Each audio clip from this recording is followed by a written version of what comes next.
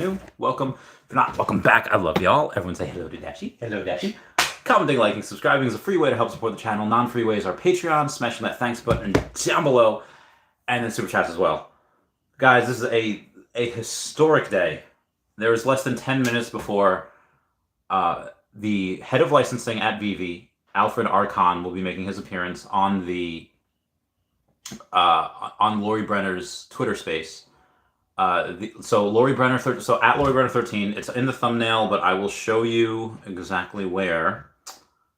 She's sweet but a psych. So queenveve.eth or at Lori Brenner 13 on the Twitter. She will have her space coming in literally the next 10 minutes. And she was having a little bit of, I guess, a little bit of pickle, who to bring up, who not to bring up. So her and OMFTYB on my way, they'll be hosting and co-hosting the space. Shout out to Comics and Crypto, where they, she had asked, like, hey, you're obviously very big in the space, has a ton of followers, has more followers and subscribers than me. And it's like, hey, what about you? And basically Sean from them is just like, hey, we'll have some great commentary, we'll speak every now and then, but for the most part, he does want Lori to kind of head it, and then for me to have some stuff on there as well. I know she does have some questions prepared.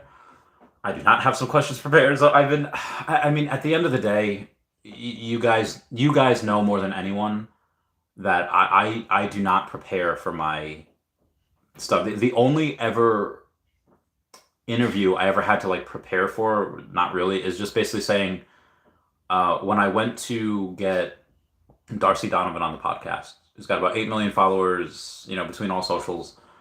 Great actress, CMO of, I think Ecoin Finance, and that's the only one where I had to, they're like, okay, what type of questions are you going to ask? Because I don't know. Here's some off the top of my head. So basically when it comes down to it, I don't know if you've ever seen, I forget what show it was on the Sci-Fi Channel years back. This kid, this guy had to play chess against this kid, and this kid seems totally uninterested. Just like, yeah, I'm going to listen to my music and just nod off in space. As soon as he hit that timer, boom. And that's kind of what I am. So I have not, I have some tactical goals and a rough approach of talking about, war here. It's not my interview. If it was my interview, it would just be, kind of addressing some former articles that have been written about him and but it is Lori's space. This is going to go on in the next 7 minutes. So I will go and have some news beforehand here. We had Gary, was it Gary Gensler? What do we have today? Oh no, it was Jerome Powell speaking live on how the economy is not going the way that he thought, talking about that they will continue force until it inflates 2%. Basically, it's was not some great news today, and you could really tell in the markets. OMI did outperform everything. OMI is up about 1% on the day at 0.001458. And we did outperform pretty much everything. The S&P 500 was down 2.5%, the Dow was down 1.5%, and the Nasdaq was down 3.3%. Absolutely bananas. So yeah, we had a ton of not good things.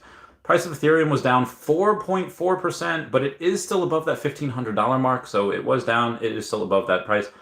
Bitcoin down 1.95%, almost 2%, but it is still above that 20,000 mark. So OMI outperforming everything by a long shot. It didn't just say, oh yeah, OMI's down 1%, which is still, it didn't lose as much as everyone else. No, we were up. We were up 1% on the day. And I think a lot of this does come off the heels of saying that the utility article will come out in the next couple of days. Could it be Monday? Sure. Could it be Friday? Could it be tomorrow? Absolutely. But again, there was a little more volume than normal. Normally, we only get like $400,000 of volume. We had $734,000 in volume today of trading volume. Again, that's nothing compared to the tens of billions that Tesla gets every day, but, it does happen. Anyway, we also did get some Star Wars news today. We did get the mint numbers and the rarities and what's animated and what's not animated for the R2-D2 thing. So R2-D2 does have, it's $40. These are, I think they're blind boxes. Let's see. Let me go to this. Yeah, these are blind boxes, so you don't know if you're going to R2-D2, which there's not. I thought there was going to be a bunch of these, like 5,000. There's only 1,977, so 1977, drop all your favorite Star Wars memes and the links and references down below. 1977, It is ultra rare. It is animated. Obviously, it's not first appearance because the first appearance does go to C3PO and it does go to R2D2 from the Golden Moments. Then we do have R5D4.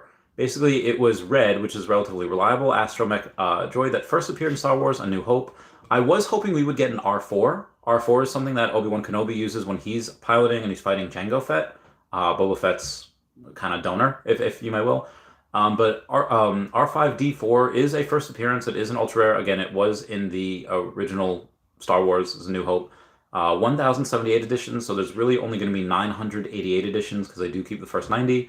C3PO, this is absolutely wild. There's 477 of them, which actually means there's only 387 because they are keeping 90, the first 40, and then 50 random ones. So, what special mints are you going to get with that? There was somebody that was trying to comment on the silver leg. Oh yeah, the silver.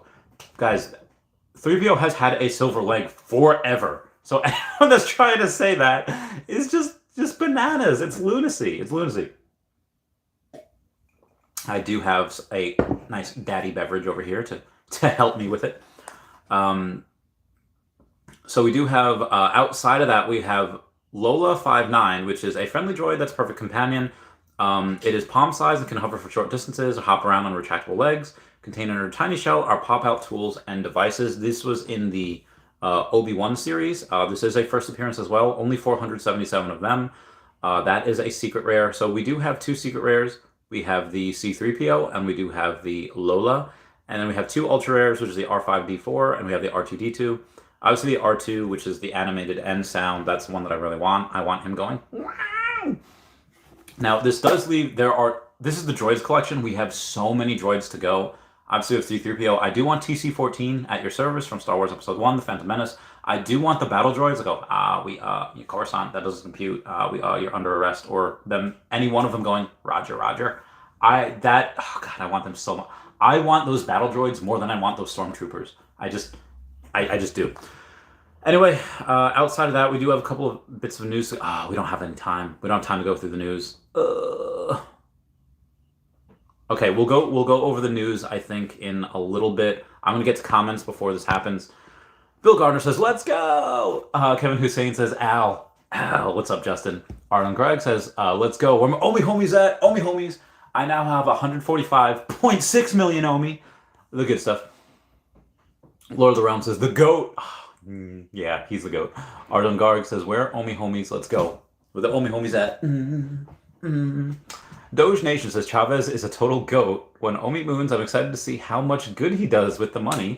I've also bought way more Omi than I would have if not for him. Thank you, brother. Cheers, Doge Nation. Doge Nation, hugs for you. Yeah, so I was at a Halloween party this week. My friend Dan had put about $10,000 into Omi. I was talking to a whale yesterday. Am I Scar from The Lion King? Because y'all better be prepared. Basically, they were taking a look at my, a little more than $500,000 investment into Omi, and they were pretty much laughing at it. They're like, oh, that's cute. Yeah, we're going to put a lot more in. When do they go in? I don't know. I don't think that actually happens for quite a while because we do have a lot of negative things to overcome before that happens. But yeah, it's going to be pretty insane. I'm going to shut my window. There we go. Okay, let's go. We got Legacy Bermuda says, let's get this, Brad. I love this game. Okay. We are just about getting into this space. So Lori Brenner, we're good. We're good to go. Start listening. Oh God, he's already there. I'm not hearing anything. Oh God, I'm not hearing anything. Why am I not hearing? Oh God, I can't hear. She's talking, but I can't hear. Okay. I'm gonna go join space. Start listening. Okay, there we go. She's just playing music right now. Oh, I don't know if I can I can play that without getting demonetized. What's up, Omar? How's it going? Hi, Randy and Dashy. All Chat Gaming says straight fire. Straight absolute fire. Oh my God, Kahn, he's right there.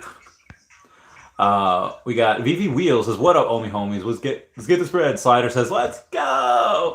Omi Panda says, "Evening, Randy, Dashy, and fam. Good evening." For one of Sons, what's up, Randy? What's going on? Raven says, "Let's go." Darth Chaos says, "Hello there." Oh, General Darth Chaos. Just says, "Crank up the money machine, Veve." Mm-hmm. They're gonna make more on that Star Wars drop tomorrow than all of that Superman 1 comic that Palm had done. Wow, 161 people in spaces already. Way ahead of you. My cousin Steph. My cousin Steph. So I'll be. She said. Steph, by the way, for those of you that don't know, Steph Celentano, like one of the Yo Steph, one of the biggest bat cow bulls that you have. She is my cousin, so yeah, keep it in the fam. Hey everybody, big shout out to Non-Fungible Wonderful for the Veveverse and Will with the NFTs, as always, bringing the Queen's Veve anthem.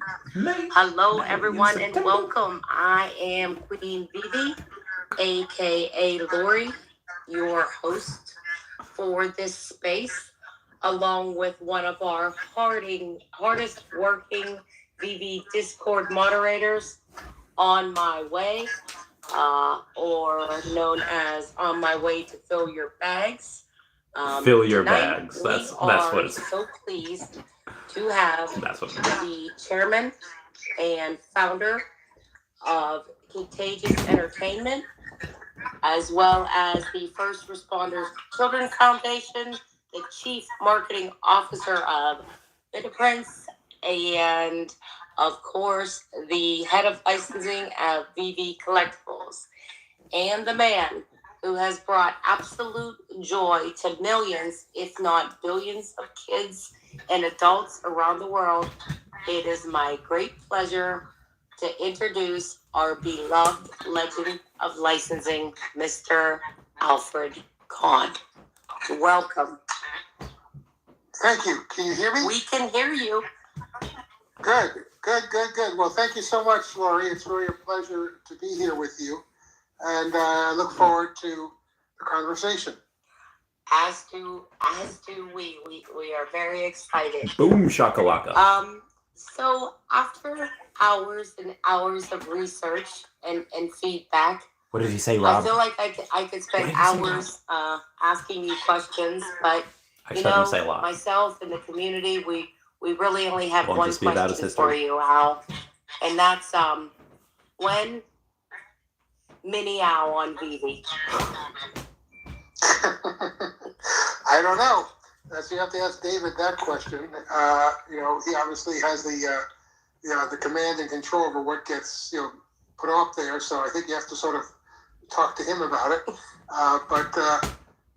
Love it. If we could do it, I'd love it. But you have to get him to program it, and then we'll have it. Okay, well then I'll have to bother David. It is nice hearing him. For Mini Al. So Al, you have had an absolutely phenomenal career with an incredible eye to spot winners, and you've played a significant part in 6 of the top 10 greatest historical successes in the kids' toy business. You've stated several times in various forums that you believe Veve will be number 7. What did you see then and now to make you feel that way? Already a one question. Also, well, first of all, thank you very much for having me. I know David for a long time, and I had licensed him. If you know the story, I had licensed him the ability to market Pokemon and Yu-Gi-Oh cards in Australia and New Zealand, going back now probably 25 years ago or so. On my way, step down. And at the time, David and I had never met in person. We'd only talked on the phone, and so I knew that he had card stores in Australia or New Zealand, and that he could probably handle Pokemon and Yu-Gi-Oh trading cards. But we had never really met in person, and it was fascinating when I found out that many years later, that when I gave him the rights, he was 17 years old, which was bizarre. And that obviously, as he started, and I realized what kind of a collector he was. He was just a incredible collector. He collected everything. And certainly, I think everything to this day he's collected. He's never sold one thing, I don't believe. So he had obviously a very, very keen understanding of what the collector space looked like relative to physical properties. So when he approached me many years later, we were in Hong Kong, and we got together, and he said, I have this idea for a digital collectible universe. And, he walked through the idea that everything that had been physical, at least a lot of things that had been physical, had turned into being digital, representations, whether it be music or whether it be, all kinds of things, movies, et cetera, et cetera. So we sat down and he started to give me the understanding of what it was. So certainly there wasn't a lot of information at that time, because we're going back now probably 5 years ago. I was fascinated because we know in this world that so many things were going into a digital space, and that the idea of having something that you could actually, get vis-a-vis a digital experience was interesting to me. Didn't know a lot about it, didn't know a lot about how it would work, but I felt there was something very, interesting about it. And I remember, going back 5 years ago, there certainly was a lot of interest in, the internet and certain things of that ilk. Social media was coming to its own. So there seemed to be a lot of ways that you could promote this particular idea. But of course, the major issue for this was, what are you going to collect? What are you going to collect? And of course, that's the conversation that David and I had about, could I help him to go out and introduce him to the appropriate people in the licensing business, with the idea of garnering some properties that he could then turn into digital collectibles. I was intrigued, and we decided that I would try and help him. And I then started to contact all the major, players in the licensing business, which I knew over time. And we started to make, pilgrimages to all these different corporate offices. And it was funny, the reaction was interesting. It was not like, wow, this is great. It was like, wow, what is it? I mean, and they didn't really understand it. And of course, I remember we had a Universal meeting with the president of Universal, and they put in about 20 lawyers, because they didn't understand what the heck we were looking for. We were looking for digital rights as opposed to physical rights.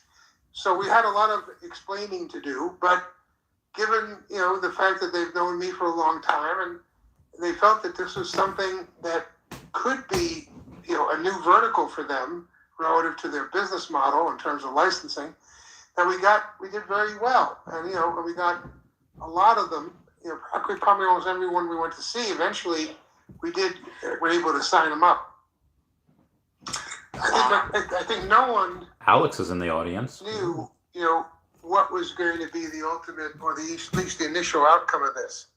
And certainly, we were all, obviously surprised how quickly this, became popular, at least, last year. And obviously, the question now arises is what happens to it going forward? What happens to it this year and next year, et cetera, et cetera. Well, like anything else, 280 listeners. We are not in a sprint. We're in a marathon, and that nothing, is guaranteed over time unless you work it very significantly. And I think what's happened over this first year, and actually we're in our second year of actual, maybe selling OEP Friday, NFTs, maybe trading them, that David's learned a lot. We've all learned a lot about what the community is thinking, what the community needs to have happen, and that certainly I know that David and Dan and their team are working on a lot of the criteria that has been eviscerated vis-a-vis the community. The community is very critical. And I think we have to listen to the community and also, understand what the community is interested in, where they find there's issues, where they find there are opportunities, and try and evolve this thing to where it, meets the expectation of a large number of the community. Wow, that's that leads me to so many additional questions. So Al, take your speaker off. Al, take your speaker. From Reese that you were not an easy sell. That it actually took you a little bit of time. I think Reese told us it took about 6 months from the time that Dave and Dan approached you until the time that you finally became the as you call it, the proverbial pig or the bacon. Bacon sounds so good. What were you what was going through your mind, or what were you trying to figure out in those 6 months, or what was your aha moment where you said, okay, I'm ready to commit on this, because I'm sure you've had so many ideas probably presented to you. What was the moment where you said, okay, guys, I'm ready to jump on board and do this with you? Let's go.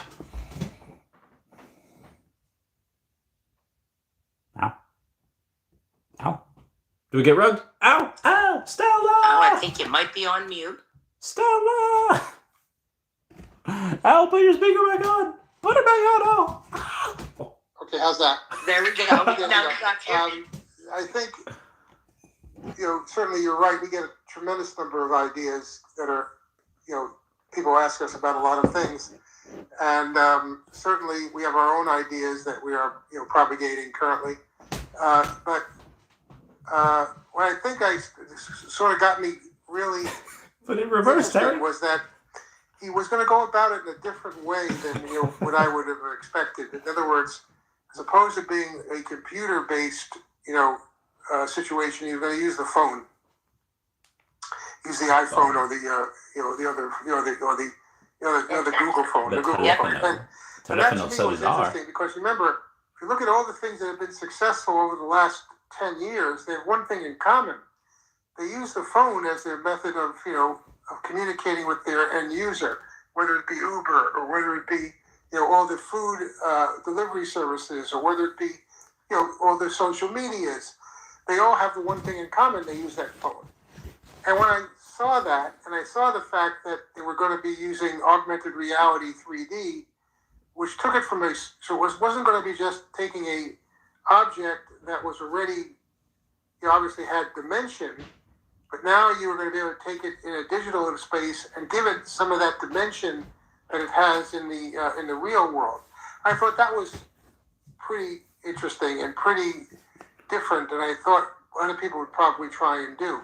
And probably, look, to this day, I think what other people are just getting into doing more with augmented reality and 3D than, David had started out with that plan. So that, to me, was one of the things that said, something? Maybe he's got something, especially when I saw him be able to take a picture of that 3D object in any setting, in his home or in his, any place he was, or he could stand next to it. I thought that was a wow moment for me, and I thought it gave me some confidence that this was a pretty good idea. Absolutely. Wear that hat behind glass. That's really interesting. So you are credited, or nope, we got a little bit of echo. That's ours. It's fine. Just ask a question. Everybody. How's this hat? Maybe I'll just go on mute. Maybe when we could avoid that. Okay. Thank you. So you are credited, and you have talked several times about how you named Veve, and Dave kind of put it on your shoulders, saying I'd like 2 syllables and preferably 2 syllables, 2 repeating consonants and vowels. Ultimately you came up with Veve for virtual experience virtual enterprise. But you said what sealed it for you was the fact that it was also stood for Haitian witchcraft. Why did that seal it for you? What made that so? What made that do it for you? Well, I think we were dealing in a new kind of witchcraft, and that it wouldn't hurt to marshal everything else that had been, somewhat mystical, and so I was intrigued that the name, which originally we didn't know was the Haitian symbol, a religious symbol, but we do a lot of checking before we actually decide on a name, and when we did 387 a people background check on the name, we came up with what you're suggesting, that it was a Haitian religious symbol. And I thought it was just added to the mystique, added to the intrigue, because obviously virtual entertainment, virtual enterprises, kind of boring. But when you have the conversation like with Veve, and you talk about the fact that it's a name that really most people wouldn't know what it stood for anyway, that it gave us another little bit of a gravitas in terms of getting awareness relative to the concept. I like it, and I think even some of our most devoted Veve fans might be a little bit surprised by that fact. I know I definitely was. So as a primary licensor, we know that a lot of the decisions that are made with these collectibles are really in the hands of the licensee. Specifically when and if they can be moved off platform and what kind of utility will be offered. Can you share a little bit about what prohibits companies from wanting to allow our items to move off our protected platform, and if you've seen any changes in our licensees' perspective on potentially moving them off our platform or adding utility? I'm certainly not the expert on a number of the things you just mentioned, but I can give you what my feeling is. My feeling is that the reason why they haven't done it as expeditiously as maybe your community would like to see is that obviously they want to command and control their IP, you follow? And that, sometimes when you allow it to go onto multiple platforms where you don't have that command and control, sometimes things could happen that aren't necessarily what the licensor would want, But I think that eventually there's going to be certainly abilities to do that. Once I think that the licensors are convinced that it's going to keep the protective aspects of it are in place, and that it's not going to become something that is detrimental to the IP. As far as token utility, that's another whole conundrum that certainly I know that David's working on, because obviously we think that it would be exciting to see the OMI token being used in other with other utility variations. But I also want to say one other thing that I think is really critical. That I know a lot of people in this space are in this space because they are crypto, aficionados. They've come into this space because of the nature of what this is, being on the blockchain and all that. But I think you have to realize that there's another whole universe out there of people who probably aren't digital, aren't crypto connoisseurs or crypto, investors. And that whole universe of people would also enjoy collecting for collecting's sake, and not necessarily, be aware of or be interested in the idea that this thing becomes more valuable. Yes, I think they'll all be interested in it becoming more valuable over time. But does that, what about that utility? What about that token utility?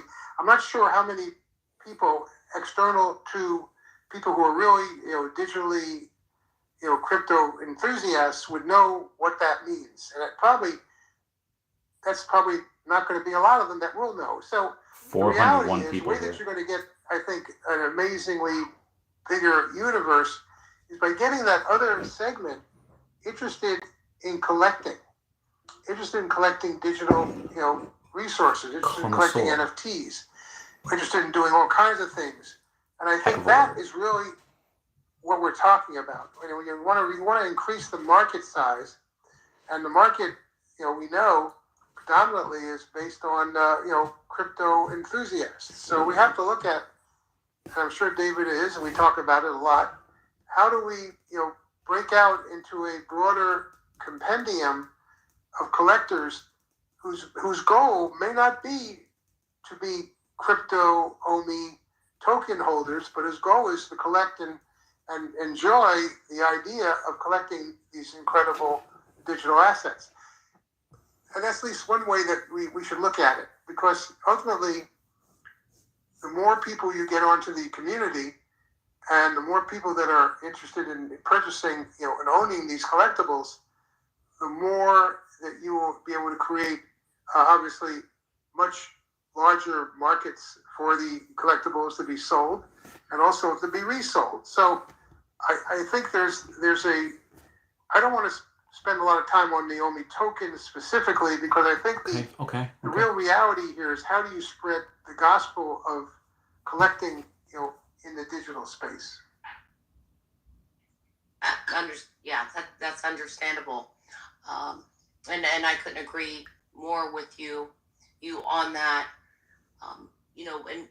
While we're kind of on this subject of licensing, one of our competitors, recently they lost the ability to buy and sell their collectibles on their market, and they're back to just being able to trade. And I know our community, that kind of made us question just a little bit, how something like that happens. 8:15. How I'll be going on at 8:15. Kind of lose your ability to buy and sell your collectible on an app. And a lot of people have kind of questioned, are we at risk for something similar? I'm sure that the Quid had Marvel there for OUP a while. article within the next 5 days. Allowing that. It could be 2 days, could be next week, but being the very, very licensing shortly. Expert Within the next week, to those people definitely. who might have that question, probably a lot maybe quicker a than little that. bit of a fear in the back of their mind of something similar happening with our collectibles. Well, first of all, I'm about, again, I'll be on in 50 minutes. I'll be on the space. 50 minutes. And, there's always, the licensors are always going to protect their property. They're always going to protect it. I don't believe, and I believe in the case with Quid, they really never got, accepted to the extent that the licensors probably wanted them to be. And I think, again, I don't know for a fact, but I wasn't involved with that at all. I think they were one of the companies that, I think it started out trying to sell basically stickers. I think it was stickers, right? That's correct. Yeah, and I always looked at that and I went, who cares about a sticker? It didn't strike me as being, something that was that dramatic or that could be that popular. So, Savage. Again, I can't speak for licensors. I can't speak for what they did, but I think, frankly, probably there might have been some financial guarantees that Quid didn't deliver on. I don't know. Clip that. Somebody clip that. And maybe there was a whole other issues where the licensors felt that the presentation of their IP was inappropriate relative to what they wanted to achieve. So whatever that was, I think that's what, triggered them losing some of these licenses. Triggered. I think what the difference between that and Veve, is that the licensors want to keep the digital collectibles in circulation, and whether they're Veve collectibles or whether they're anybody else's, where there is a tremendous opportunity to resell them. I think they want them to stay in that arena. So again, I'm not a mind reader. No one can guarantee anything in this world, but I do believe that these digital collectibles that are out there are going to stay out there. And the question is, where will they be available? Where will they be sold or bought? That's, certainly we expect it will be certainly on Veve, but it certainly could be on other places too. But I don't believe it's going to fall into the same trap that I think Quid got themselves into. Absolutely, thank you. I think we can all breathe 434 a people sigh- listening to that sigh of space. relief with Plus that 79 people here. answer. One of the things that Go follow Jordan I Reese. read or that you talked Had a really about good in a video previous recently. interview was that when you came on board, one of the first things you did, yourself, Dan, and David, you brainstormed and you put a list together of all the IP, all the brands that you could possibly imagine or that you would really want to see on Veve. With respect to rough percentages, we don't need any any absolutes or anything, but of that list, what percentage have we nailed down? What percentage are we still working on? And maybe what percentage did we just maybe not She's a good host. win? She's a good host. Can you kind of break it down for Great us question. on where you guys are at with that original list or what you've added to it?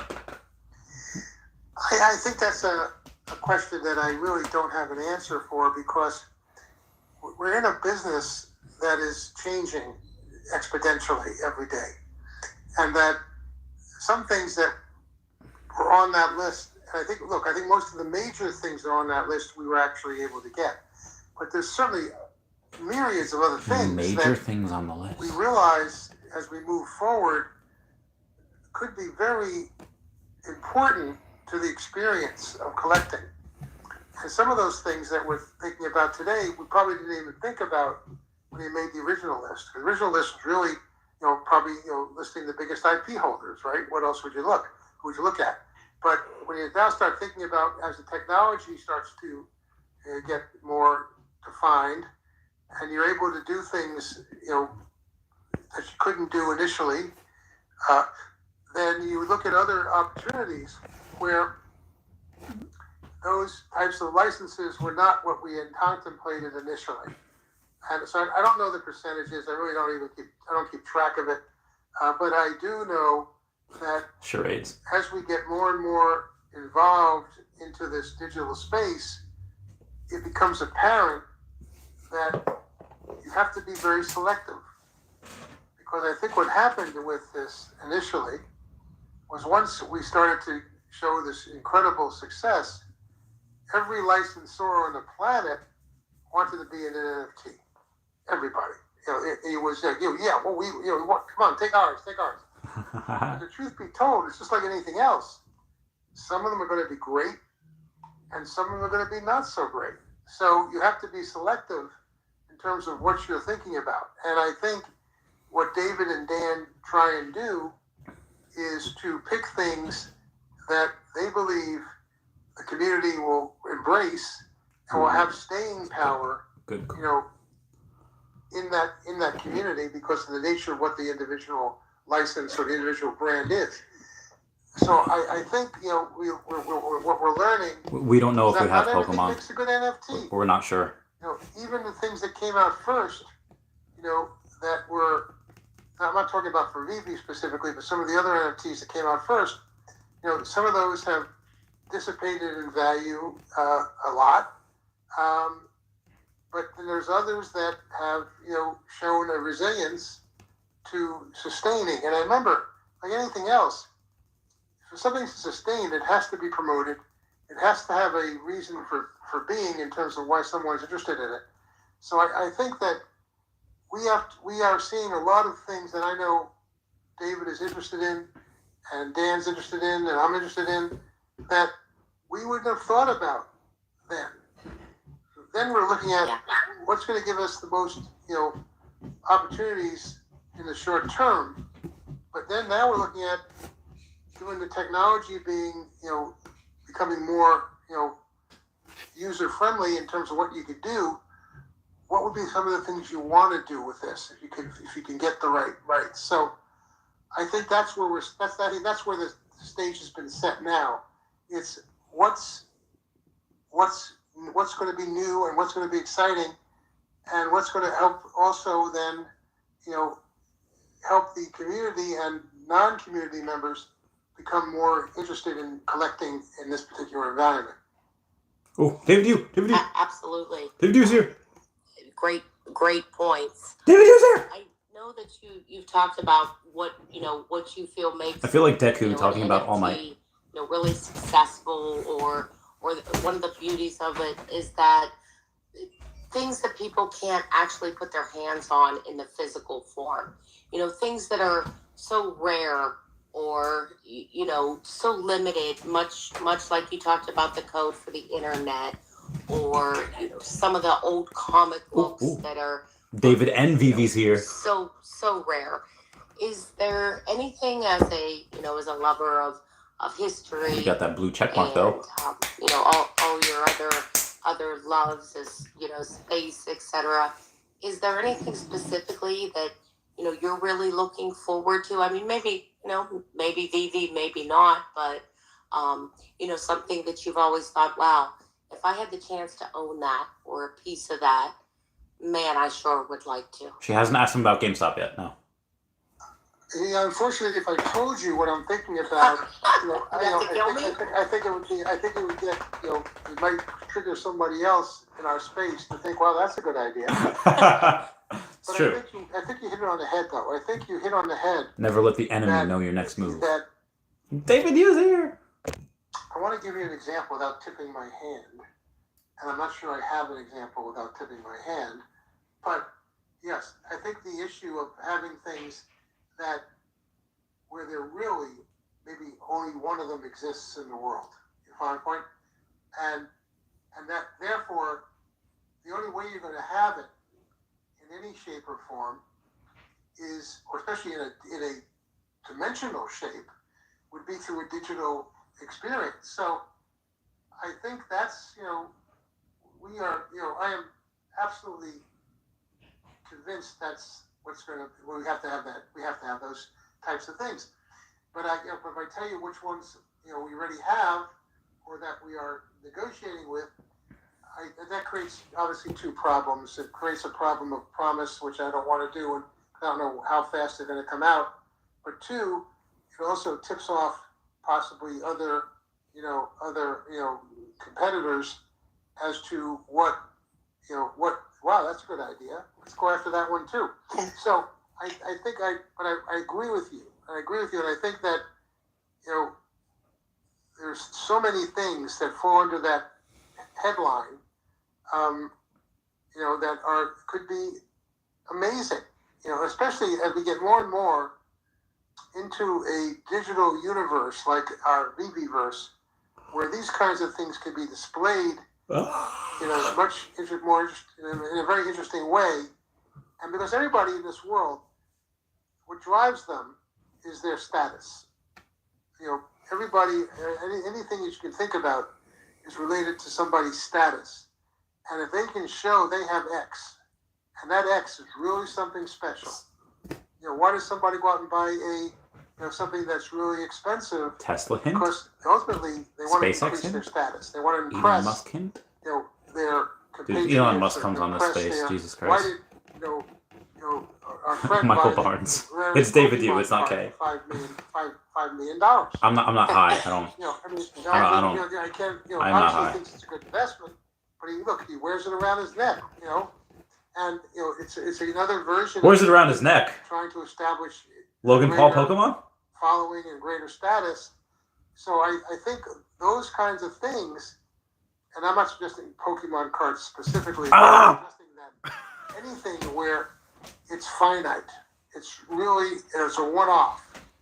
That could be a really interesting, application of NFTs, and especially if they can be, He mentioned Pokemon. Animated, or they could be actually played with, or whatever the case might be. That's another variation on the theme.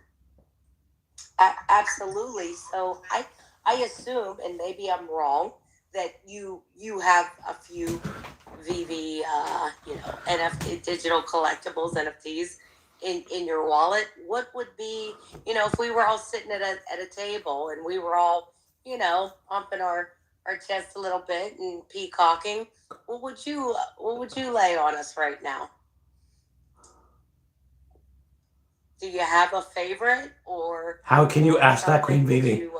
You're really proud of, or you really love? David's definitely texting him. Don't do that. Don't talk about the P word. My problem is, I only like to collect things that I did. That's my problem. I heard that about you. Okay? I mean, I don't collect anything else. So, and I'm not, I'm not, to be honest with you, I'm not the person that would be, the right person to talk about in that regard. But for instance, when I did the Shadow movie many years ago, I went out and bought as many of the original Shadow comic books as I could find. You follow? And I still have them.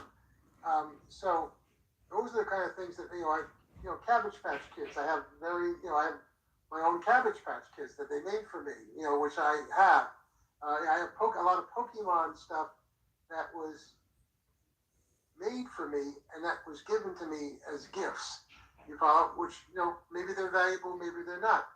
I have, for instance, Thundercats. If everybody remembers Thundercats. We almost have 500 people on the space. In my office, Thundercats, which was drawn in my office, that established that as an idea. So that could be a good NFT possibly down the road, Thundercats. But those are what I want to memorialize the things that I had something to do with, because that's what I Land, like. That's yes. what I like to do. So there's no Lucy button. I'm not, so if some of these things become NFTs, then I certainly will get them. And I certainly have some NFTs, obviously. And I've certainly things that, but I'm not, your average collector, because I'm not somebody that, which is painful, I must tell you, which I've made a lot of mistakes. I remember I must have had I so many thousands of things that I had done that I gave away, which was, in hindsight, was insane.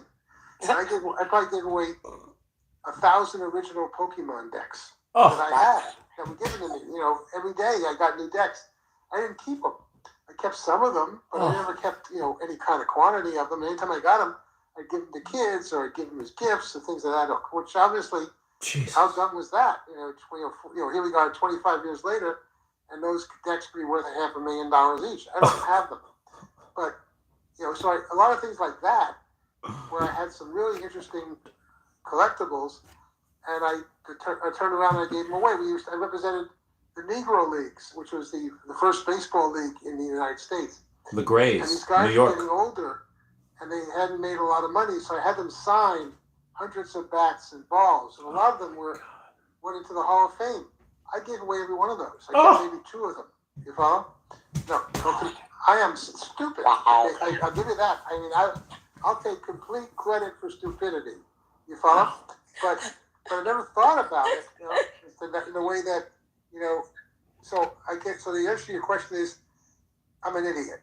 But I do like to keep things that have something germane to me, that I think have some resonate with me personally because of what I've tried to do. Doesn't mean that they're any more valuable than the things that are on Veve. To me, they're more valuable because they're mine. They were a renaissance for me. But I got a Pokemon watch they gave me. Oh God! Ow! They made like 10. I think they made 10 of these watches, and they gave me one of the watches. Stop talking about Pokemon. I have that. I wear that. Or I got a Pokemon jacket that was. Ow! I heard all about Ow! Yeah. So those are the kind of things, because again, it helps my status, right? As I told you before. You got a permit for those guys. So I Richard. wear that jacket. I was at Comic-Con, and somebody offered me $20,000 for the jacket, and I said, I was definitely Pags. no, I'm not interested in selling a jacket. But It's definitely Henry Not Pags. that I'm not sure $20,000. I mean, it's great, but that's personal. It was kind of a personal thing. Oh, I understand. So it sounds like we need to press someone up here on the stage for Minnie Owl. So welcome, David. David, you to the stage. I guess overreactions to everything seems kind of mad. Maybe. I said you had to. Randy is crazy. You to get when Minnie Owl, but yeah, smash that like button, guys. Smash it. And Al, could you maybe tell the story, because from down under. Gosh, your stories are just hilarious. When I heard about the Japanese taking you to the restaurant and they ordered you stew, it was meant to fatten up sumo wrestlers. I damn near fell off my chair. I thought that was just a great story. But can you tell maybe the people who are listening and might not have ever heard the story about Cabbage Patch, which is, you broke my heart many a Christmases, and you also caused a few stampedes in my neck of the woods over Cabbage Patch dolls. But would you mind sharing a little bit about that story and telling them about Minnie Owl and what you did with him? I think, look, we're so early. First of all, there's a documentary that we just shot that's coming out about Cabbage Patch Kids. Ooh. And it's going to be, it talks about the story, from a lot of different angles. But I think what I think I'd rather talk about, and certainly, look, I think David and I have one thing in common, which we want to be disruptive. You follow? Ooh. That word gets used a lot. I've said that more than any other content creator. That word means finding something that we see that people are liking, but that is so outside of the box in terms of what people are used to, that it becomes a very difficult thing to get going. And I think Veve is one of those things. And I think with Cabbage Patch Kids, I read an article in the Wall Street Journal, a little blurb of an article that said there was this guy in Cleveland, Georgia, who had made these soft sculptured babies, and he was adopting them out for like a couple $100 each. And now we're talking 40 years ago, right? And I read that article and I went, wow, that's crazy. And I went down to see him, and it was crazier than I thought, because what he was really doing, he bought an old baby hospital, an old infirmary, and turned it into Babyland General Hospital. And he had dressed up all these baby dolls in clothing and put them in real settings like they were real kids. And when you walked in there, they had a nurse and a doctor, and they took you on a tour. And in the middle of the floor, there was a cabbage patch with all the heads of these babies popping out from the cabbage. And at the end of the at the end of the tour, they asked you to... 510 people here. They called it Little People from Babyland General Hospital. Big name. And, people were mesmerized. It was exponential. It was an experience, like when you go on a Disney ride, right? The next thing they do, they shove you into a souvenir African American. Well, it was called the Negro Leagues. Well, this is what happened. The Greys were part of New York New York team. They would adopt this baby doll. And I went, whoa. It was like... Al could pump only with that change. He could. People were really getting into it. And, no, he won't get canceled. Can we do this? Because, again, there was no internet.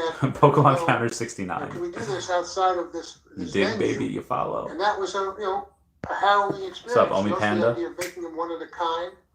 The idea of... And I'll tell you one story which I think will give you a sense of how hard this was. When I started to put together the program, and we made a deal with Xavier, and we had this stuff going on, I decided we had to start showing it to retailers. So we started showing it to, at that time, the big retailers were, Toys R Us and, people like that. And I remember going to Toys R Us's offices to make a presentation on Cabbage Patch Kids. And the two guys that were responsible for all the buying was a guy named Siziv and a guy named Howard. What was his last name? I can't remember his last name, but they were the general merchandise managers at Toys R Us. Going on take you through the process that we're gonna give you these one of a kind baby dolls, and that you're never gonna know what you're gonna get in terms of when you order them. You're gonna order them and get an assortment. And oh, by the way, they're priced 5 times more than the most expensive doll you have in your store. I mean, truly, at that time, the average TV doll was going for $9.99. We had an $18.50 wholesale price on this. So Wrestling would have to go for at least $29.99. So it's going to go for 3-4 times what was traditional. Well, they were, one of them, I won't tell you which one got very aggressive. Oh, no, sure, I'll tell you. But we won't tell anyone. We promise. He thought we were out of our minds. Out of our minds. He said, "You mean to tell me you want everybody to come into this store and cherry pick one of these babies from me, and then when I want to order them, once I know that the blue-eyed blonde baby was a better seller, I can't order the blue-eyed blonde." And I said, "Look, they're one of a kind. They're Cabbage Patch Kids. There's nobody else like them." So, the bottom line story is he was really reticent. He said, "This is the first time in my life I'm going to tell you we're not going to buy it." His partner said, was Howard Moore, "We buy everything. We're Toys R Us." Well, obviously, we did a great marketing job on it. We ended up outfitting, Macy's in Herald Square to make it look like Babyland General Hospital. We then, ran all kinds of crazy promotions. I did these mass adoptions in all the cities in the United States, in a lot of the major cities. Like it was looking like a Reverend Sun Myung Moon wedding, And Yeah, we got heard. We got a lot of press on it, and it was crazy. I think the most crazy part of it is that in 3 years, and now you're talking about 1983, 84, and 85, we did $3 billion in sales, which was the craziest thing. So, but it was such an unusual, crazy thing that either was going to be one of those things that people would either love or they'd hate. It was no in the middle ground on this one. So that's with David, which I give him complete credit for, is that I think the same thing was applicable to Veve. It was either going to be unbelievably successful or it was going to be an moment. But I think so. I think that's what we look for, things like that. But I think the one thing we look for are things that are popular in some form. You follow? So we saw this limited sample at Babyland General Hospital, and people really love this thing. So then we realized that we could communicate this maybe to a broader audience. That might be an opportunity to really make this successful. No one, of course, thought it would be what it was. How would you possibly have imagined that? You couldn't. Yeah. You did some really disruptive things. I mean, I heard you talk about how you told Macy's, no, we're not going to advertise. Little white lie you might have told, in the same kind of thing. Well, if it goes well, then they're not going to worry about that little bit of advertising. If not, well, we're kind of up the creek anyways. So that's really that's Pokemon an confirmed. story. Did not confirm Pokemon. Talk about those adoption oaths and to me, you talk about just trying to find something and how you lose my mind, or how you could differentiate between what's already out there. And I know as a girl, that adoption oath and I think later birth certificates is what was included. I don't know. I never got when they were too expensive. But to me, that was so cool. Like that was the coolest thing out there. Like it made it different. It made it special. So the key element is here's an interesting thing. And again, this is a parallel to Veve. I'm going to make a parallel comparison. An NFT is your authorization that the NFT is goes on the blockchain. It gives you that authority that this is a real, based thing, right? Well, the paperwork for Cabbage Patch Kids did the same thing at that time. paperwork which came with it right away, which was the adoption certificate, was actually then your almost like your guarantee that this was a one of a kind, and this is yours. And now take it back. Now go 40 years later. Pokemon is not confirmed yet, guys. On the blockchain, and it's your one of a kind, and the blockchain and the differentiation is what you're buying. Oh my God, this is insane. I think the funniest story, I'll give you one quick story, which is we have so many crazy stories about the Cabbage Patch Kids, but I carried this kid with me all the time. I had my own Cabbage Patch Kid, which they made for me, which was a redhead, and I carried it everywhere with me. And I went to restaurants. I would buy it dinner. I'd sit it at the table. I treated it just like a real kid. When I went on a plane, I bought it a first class seat next to me, and I carried it. Pokemon's not confirmed yet. And I remember when I was on a plane, and one of the stewardess said to me, "Oh, it's actually big." I go, "Yes, it is. What's his name?" I told him the name.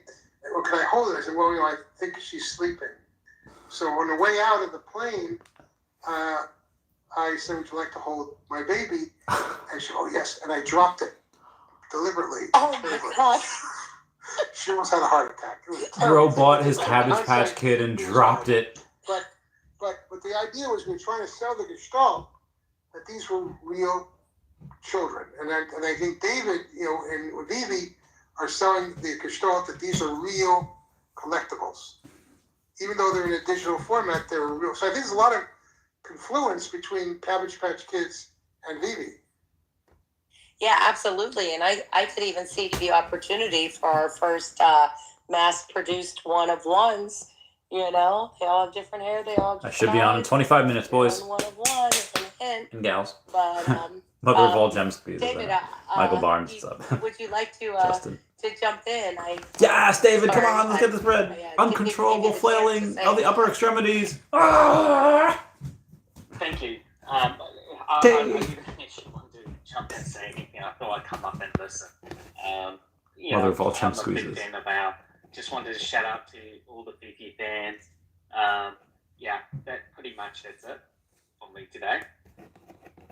Okay, I got a lot of questions that I'll said I have to take back to First you. class seat for his Cabbage Patch Kids. Yeah, huge flex. So I'm taking good notes. What up, Bill Gardner? Thank you very much for missed a lot. It's been an hour. Joining us and jump in whenever you'd like.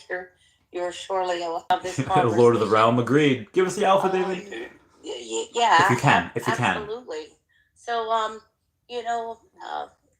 Al, I know you children have been your focus for so long, and looking back on kind of your history and your upbringing, I noticed a lot of similarities. You talked about how you wanted Michael your children Marner. to experience things. Pavle punch. Maybe you might not have, whether it be spring break or certain toys, etc. And just the role that you've played in some of your charity work and just focused on bringing happiness to children and getting them involved. And I know initially a lot of the conversation was centered around being able to bring children into this world and how we could use NFTs, perhaps even in preschool, like in France. You talked about the importance they place on education and how we can get them involved in this digital world moving forward.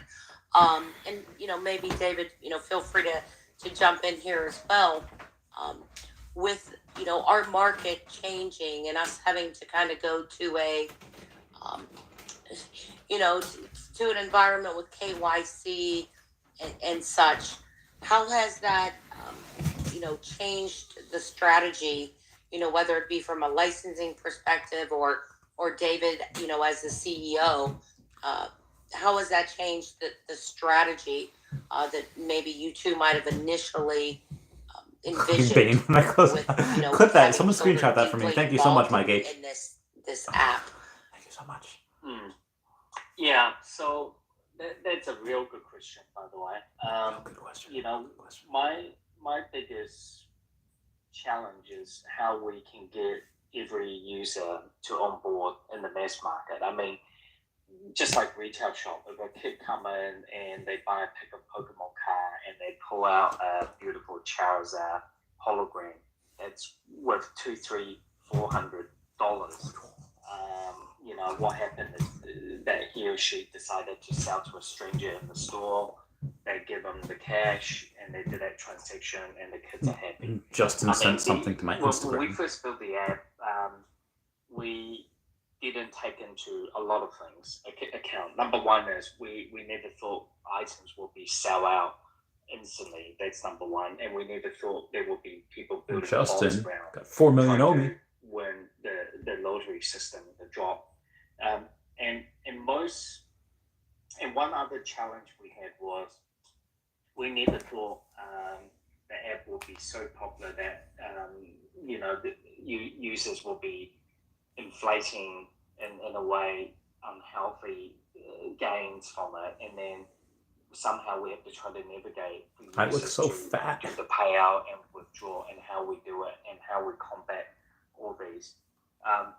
Both myself and Dan, there's a lot of mistake we made, and in a way we never thought about it. And as regulatories are getting more and more clear and giving us more guidance, or other peers in the similar industry are practicing, we're kind of self-governing, and we're thinking, well, if we, there will be people who take advantage of these.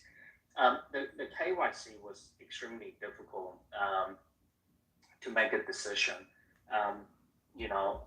How we do it, and when do we do it, and who should be captured. 500 people in the space.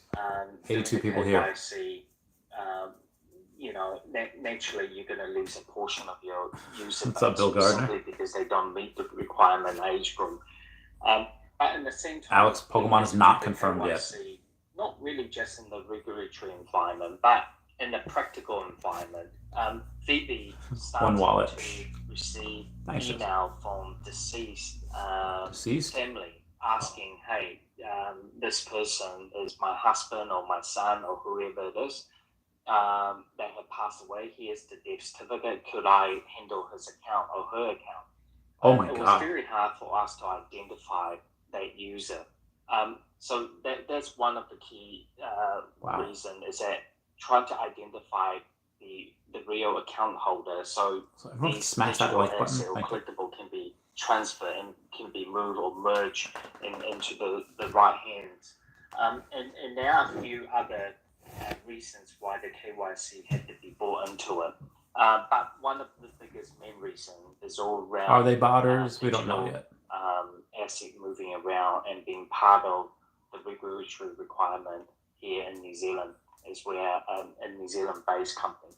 And we just want to be assured that we are doing the right thing. Brock the blockchain's there. To your comment earlier, if we don't move fast enough with the rules, will we be negatively impacted? Yes, of course, because we have a lot of large licensor, stakeholder, partners, or IP people who have trusted their brand into us. So we need to guide, and we need to lead that and set good example and build new standards.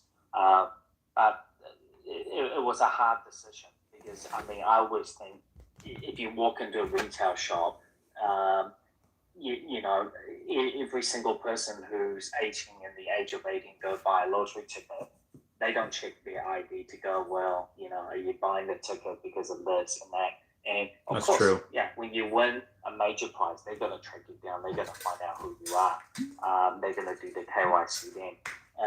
We're definitely in that age and in a situation where the law and the rules are not very clear yet. And I think moving towards next year, we'll see more clarity. And hopefully that will iron a lot of the things out for us. CAPTCHA can be be useful. Maybe. Thank you for that most. answer. We appreciate a little bit of clarification around that, and just kind of understanding that this is a dynamic and very fluid budding market, and we just got to move with move with the times. So I appreciate that. Something that I really would like to kind of throw this out maybe to both of you, unless Al, you have something you would you would like to add on to that, I'll be please speaking in do. 15 minutes. No, I think that David is, the expert on areas that I'm not. And I'm not expert on anything to do with this technology behind this, and all the different payout issues are really something that I'm not involved with. So I certainly don't feel I could add anything My jaw hurts. tangible to his expertise. Well, okay. That's good to know. You have such faith in David. I'm ready. You often talk about, or I've heard you refer to, David and Dan as the boys, and you've said in the past that David and Dan remind you of the team that ran Nintendo, who you went on to describe as samurai warriors who would kill and eat you. Personally, I was never afraid of Dan or Dave until I heard that. But so what is it that you see in That's true. If your account is David, flagged, suspicious. to make this kind of comparison, and why are those characteristics so important in a leader and to a company's success? Okay. Well, first of all, I think David is very driven. That's number one. He's very driven. His desire for success, and it's not about money success. It's about what we talked about creating something that is going to be around forever, and that Go Dragon, you can do this. Thanks, X-Force. Forever, for years and years. I think that's what drives David dramatically. And David, you can tell me if I'm wrong, because I see it in him every time. He is very specific. I have to pee, but I can hold it.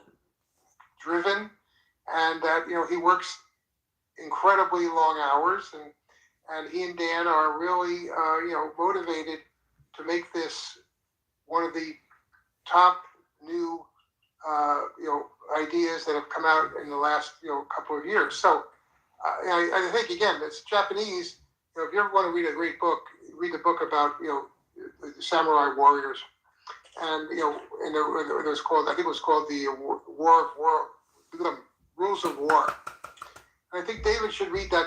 Probably read that book, but that's what that's about. It's about how you have to really be committed to really do the hard things and really work the hard lessons, and never give up, never surrender, and you really have to do that. And anybody who thinks this is easy, oh my God, this is not easy. I mean, the amount of problems that David and Dan face every day, because this is an evolving industry, and there's always new laws, and there's new situations, and there's new this and new that that have to be dealt with. So I felt that the guy that ran Nintendo when I was working with them was a guy named Yamauchi, and he was the chairman of Nintendo. I remember him.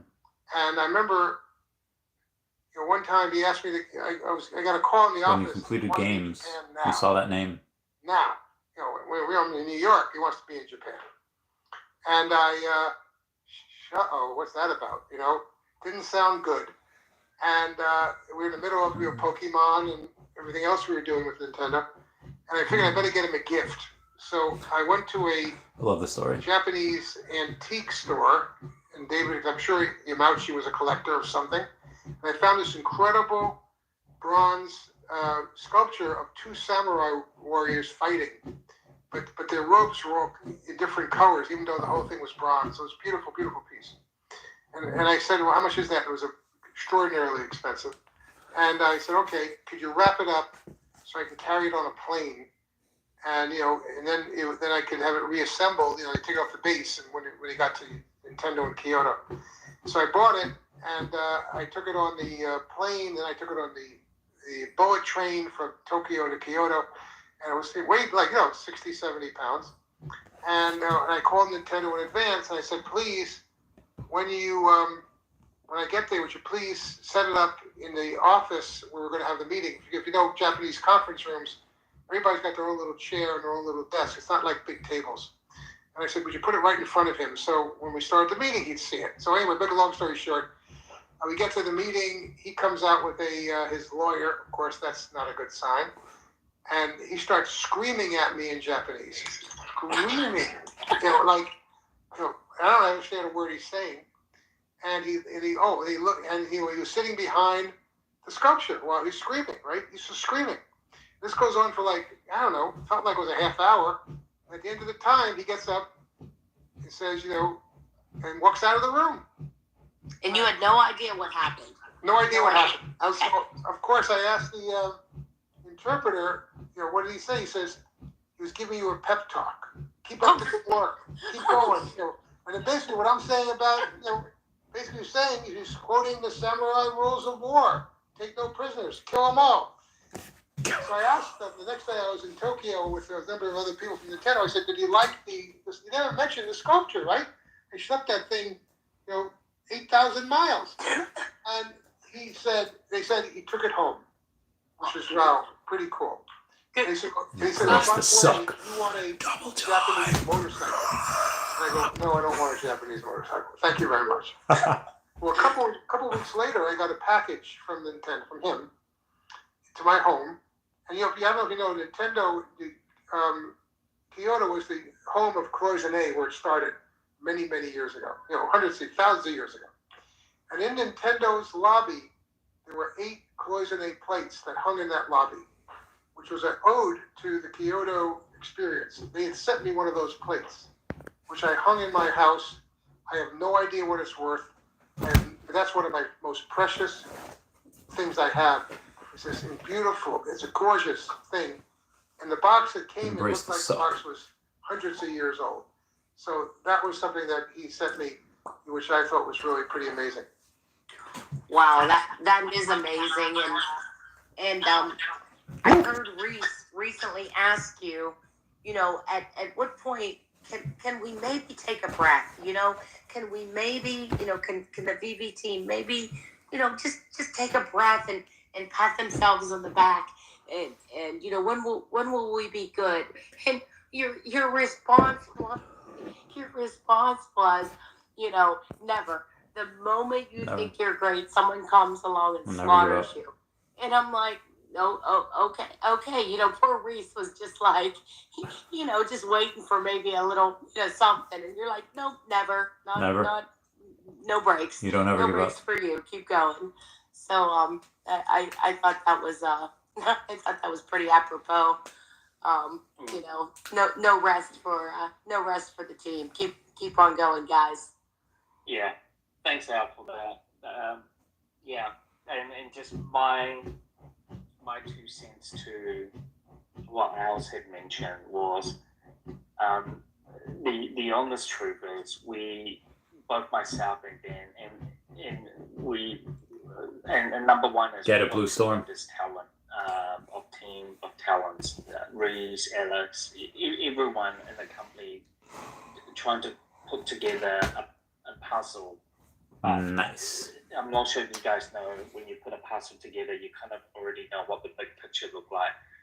Every piece that we pick up, we try to see where it fits. There's no guarantee it's going to fit perfectly, and there's no perfect way how this will end up. Get it. Beautifully. I'm going to try for 150. One thing about we'll see. Dan and myself is that we are so determined and driven. And one of the major side is that it was so difficult. It's so difficult. I don't actually understand. I couldn't describe it. And every time I think about it, I get watery eye. It's just so difficult what we have tried to put together. You won't. I'll get a lot more before the end of the year. Especially Dan went on with me. We were, it got to a time was so tough. Licensors were asked, where we were living, and at that moment of time we were living up in Taipei, and one of the main reasons was it was so cheap to live there, and we'd be like one flight away from any city, and it was so cheap that people don't actually understand we were living in such a shoestring budget. You can get a meal, fill your stomach at $1.50 US pretty much Good at for the you, local, Blue Storm. I gotta watch that. Send me that link. 7-Eleven. You could buy a milk, a juice, and a bread and a fruit for $1.50. We So were so cheap. determined that we were going to make this work, and the other side was it was so difficult to sell the story, to raise the money, to do the things. One of the things as a CEO, and if I look back, one of the biggest failure that I brought to the team is that I failed to deliver the money we would have grown. We would have grown 10 to 20 times faster if we had the right resource and the right funding. This morning, I was talking to a VC who knew who we were, and he even say, "I seen that dig. I know that guy. It rings a bell." He looked it up, and rest assured, he say, "Man, I couldn't believe I'm speaking to you again today. Remember me and my team was doing this, and I'll be on in 5 minutes. We were not really into this digital NFT thing, but now we are." We were so early, and even now we are still early. And one of the key driver for me and Dan was to prove everyone we were wrong. The amount of travel we done, we lost a lot of friends because you move from one city to another city, you meet people and you don't see them for a long time. And especially me, and we were just working extraordinary hours. Yeah, like you could not believe the hours you have to do. And if you think you're going to work 8 hours a day to achieve something great, it's not going to happen. Nothing. I was doing almost 20 to 23 hours. I told Dan about 2.5 weeks ago, I actually worked so hard the day before I actually just fell asleep. I passed out. And the next day, my brain was fried about 4 p.m. I say, Dan, I have to take the rest of the afternoon off because my brains are not functioning. The amount of complexity to run an uncharted new age type of technology business in a new space, it's a lot of hard work. David, and I need to give you a hug. I still enjoy it. And about to speak. Months ago. Anyway, I think it was like last week. We went to the award, and I told Dan, and we had a beautiful table of 10 people that we invited, including our staff and advisors and a couple shareholders.